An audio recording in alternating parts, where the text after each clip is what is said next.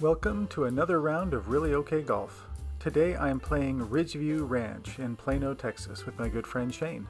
I really like this course. It has some really fun holes and it definitely makes you think. But it's also fair, and just forgiving enough to keep me from going crazy. And today it'll give me some pretty lucky bounces, like right here on this first tee shot. I've been pushing everything right lately, so I overcompensate on the first swing of the day and pull hook it left. But it must have hit a tree or something and bounced back into play because I found my ball right in the middle of the fairway. The green is partially hidden by the trees, but it's a good swing with a 6-iron, and I'm pin high just right of the green. Well, I got all of that. This chip feels makeable, Nice. but it just misses the hole and runs a bit by.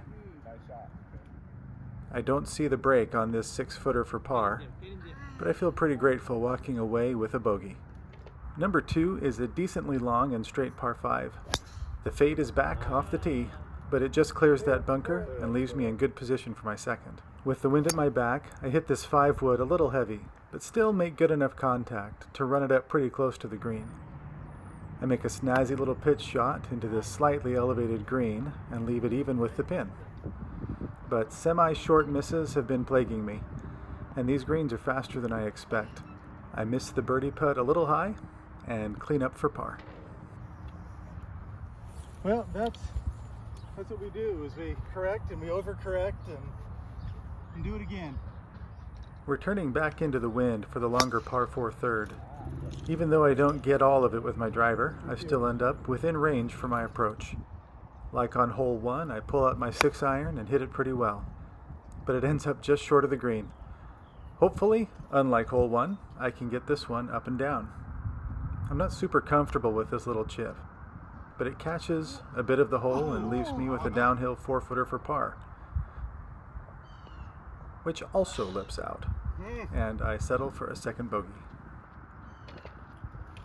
Hole number 4 calls for less than driver off the tee, and today I'm going with my 3-wood. I feel like I hit it a little bit under the ball, but it goes straight, and the firm fairway lets it roll out a few extra yards. I'm left with a lob wedge into this angled green and end up making pretty good contact. The ball lands hole high and checks up nicely. I learned from the previous holes how fast these greens are, so I treat this downhill putt delicately and actually end up leaving it just a couple inches short. Oh well, it's a par. I didn't think I could hit that one. The 5th hole is our first par 3, and it's a fun one. The green is a bit below us and sits in kind of a funny bowl. I hit a bit behind the ball with my 9-iron, but with the flag way at the back of the green, it still ends up on the putting surface. I hit probably my best slag putt of the day, and, well, a little censoring later, I tap in for par. On the par 5 6th, I start my drive out on the perfect line, but the slice monster takes over, and thankfully the ball stays barely in bounds. I follow that up with my best 5-wood of the day, a pretty little fade that ends up just short of the green. My pitch here is right on line, but it hits the downslope and takes a peek as it races past the hole. I learned something from Shane's putt, but this one never quite gets high enough, and it's another good par. The wind keeps changing direction here on the par 3 7th, so I'm a little uncertain when I step up with this 8-iron. Hit that one from start to finish. Not my best swing, for sure, but it's safe and a good candidate for a little putting stroke chip with my pitching wedge. The distance is good, but it takes a tough bounce that moves it way left. After missing several putts from makeable distances today, I'm relieved to finally see one go in, and par is saved. The target line on this uphill par 4 8th is just to the right of that bunker, but this one's not even close. Oh crap. Open up over there? Yeah, I don't know if it opens up enough. Well, that's pretty lucky. It must have hit one of those trees because it went flying that direction. So this is on the first hole, and then on this hole I've gotten bailed out by nature. I meet my good fortune with an 8-iron up the hill that ends up just off the green. I took time to read this putt, but standing over it, the break suddenly looked a lot more severe.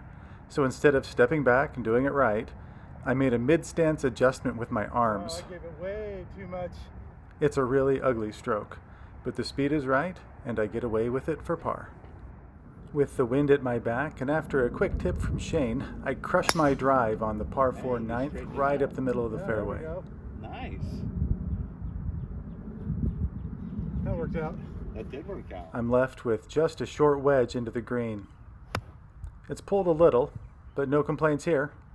I am putting for birdie.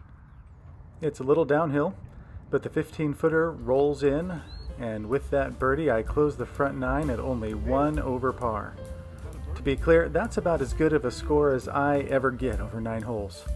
I realized there were a couple of really lucky breaks in there, so it easily could have been a few strokes higher, but I'm grateful for a solid front 9. Now the long walk to hole 10, where I hope to avoid the back 9 pitfalls of my previous round. Unfortunately, we have a sequel ahead, just with a little less carnage than in part 1. Number 10 is a par 5 that bends to the left and goes down the hill. I am really fortunate that this tee shot stayed in play though. I might have gotten away with something. From here I have a good chance for a nice little layup. Unless I chunked it. But the ball just never goes as far when you hit the ground first. It's a blind shot into this sunken green, but I hit a decent pitching wedge and I'm still in business to get up and down for par. I toss it up nice and close with my favorite wedge. Ooh, that was a nice touch. Then the putter breaks my heart with another lip out that leads to an opening bogey. How did I miss that? That's a bogey that never should have happened. Holy cow, I had like a foot and a half to go. I have to admit I'm still a bit rattled after that hole and slice this driver way out of position. Here's where the wheels come off a little. It's a downhill lie and some longer grass that needs to go over the trees or to the left of them.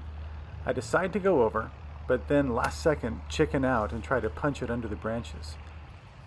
Chickened out and paid for it. Instead, I punch it into the branches and find myself in a tight spot. I can see a window under the lowest branches and smack my 3 hybrid really well. It just needed to be a foot lower, and I'm still a long ways out hitting my 4th shot. I'm hoping my 7-iron will fade like everything else does, but it's pretty straight. This is one of my favorite kind of shots, but I'm scrambling, and I feel the pressure of the next group starting to come up on us. My pitch is pulled a little and leaves me with a testy putt. All right, this is for double. You got this. Shane's encouragement notwithstanding, the putt is just left, and I get my first big number of the day. Kind of a heavy-handed reminder that I'm not actually that good at golf. I'm not feeling particularly confident as I step up to the intimidating par 3 12th, and I block my 7-iron into the brush. I find it, but have to take a drop. It's basically the same shot as the last hole, but this one ends up a bit short. The bogey putt is looking really good, until it takes a turn at the last second, and it's a double. Danced around the hole. Number 13 is interesting, as it's a short par 4 with 2 fairways. I'm aiming for the one on the left, thinking I'll probably end up going right. Well, Dustin Johnson once said he doesn't draw the ball on purpose, and neither do I. Luckily, this one stays in play, and I still have a chance. 65 yards out of the rough is a good number for my 64 degree, but I shortened my swing for some reason. Oh, I left it a little short. I have a long putt from off the green that looks like it's downhill the whole way, but I don't see that it starts sloping upward, and I leave it well short. For the 4th time today, the ball catches a piece of the hole and lips out, and it's my 4th bogey or worse in a row. Those dang B words. I decide to play it smart here on the 14th and go with a 3-wood off the tee. It's really not a great swing, and it rolls all the way to the right side of the fairway, but it stays in play, and that's all that matters. Hit a little low, but I think it'll work. That tree is directly between my ball and the hole. I can envision going around the tree with a low fade, so I give it a go with my 8-iron. Hey, actually pulled it off. A nice little fade onto the left side of the green. It's a long downhill putt for birdie, but I give it too much gas and it rolls several feet past the hole. Slow down. The comebacker is tracking and threatens to be lip out number 5, but instead, it's my first par on the back 9. Took a trip around the hole, but it went in. I think number 15 has the prettiest tee box on the whole course, but we're running out of daylight, so I don't have time to admire the view. Man, I love that sound. My drive is off the toe a bit and hugging the tree line. I hope it will be clear of any trouble. but it's not to be as the ball is nestled up against the base of a tree. Nothing to do here but take my medicine and punch out. It's a mediocre gap wedge to a back pin that ends up at the front of the green, but with a massive mound between me and the hole, making things pretty tricky to judge. I hit that way too hard. Or not. Yes. It is a bit long, but I make my second 10-footer in a row and escape with just a bogey. Yep, made it. The sun's really getting low as we tee up on the par 5 16th. My drive goes right, again, but it's in the clear. In an effort to beat the clock, I jogged most of the way to my second shot, which apparently wasn't a good idea because I had nothing left for this 3 hybrid. But man, the sunset is pretty. I didn't learn and jogged to my ball again, leading to a pushed 6-iron and some work left to do. Yeah, this is not going well. The fatigue carries over into my pitch, and I have a longish putt for par. Wow, that broke hard. Shane can hardly believe it, but alas, it's another bogey. Super hard. There's nothing quite like sunset golf, but it's getting really hard to see.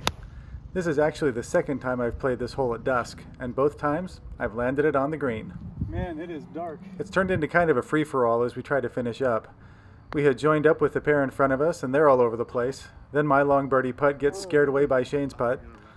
Then my par putt didn't have enough pace to get over a little ridge in front of the hole. And I tap in for bogey as we rush to the 18th tee. We have basically zero visibility. It's impossible to see anything, so we just hope our tee shots end up playable. That's hard to see. Somehow we find both of our balls right up the middle of the fairway on this dogleg left, and I'm left with a 9-iron over a creek into a slightly elevated green. I take aim and let her rip, hoping for the best. I have absolutely no clue. I'd like to know the story behind how this happened.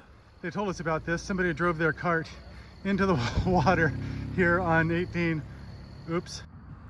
Miraculously, my approach ended up right in the middle of the green, and in the cover of darkness, I hit my best putt of the day to end on a high note. Wahoo! It's pretty disappointing not to break 80 after a front 9 like that, but overall I'm pretty pleased to have shot an 82. As always, I left quite a few shots out there, but the course also gave me a few gifts along the way. All in all, a solid round with a good friend, and lots of good energy that I can take with me on my next really okay golf adventure.